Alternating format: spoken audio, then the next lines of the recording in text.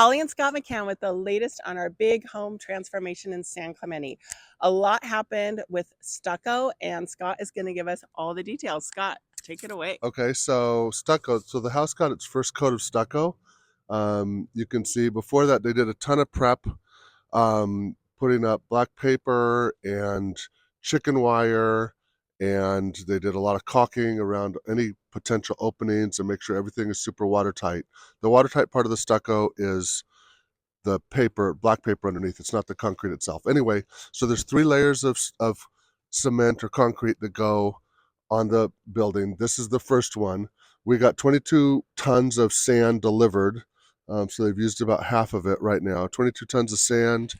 And we also got 4 pallets of cement that get mixed to create the stucco. So that happened. It has to cure for 2 to 3 days, and then we got to get an inspection. And then after that, we can put the second coat of stucco on, where it starts to look a little more finished. They leave it nice and rough so that the second coat, it grabs and adheres to it.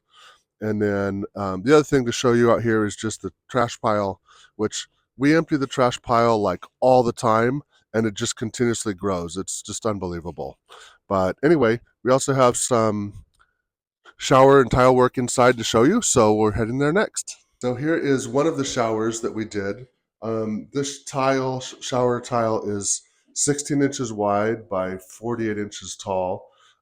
Because of the vertical lines of the tile itself, you can't even see the grout joints on the side. You can see the horizontal ones, but you can't even see the vertical ones. It just blends perfectly. So the tile guy did a beautiful job, and eventually this will get shower glass. But all the showers got, all of them except for one, got done. So that's another thing of progress. We also got the house primed and painted partially by the painter.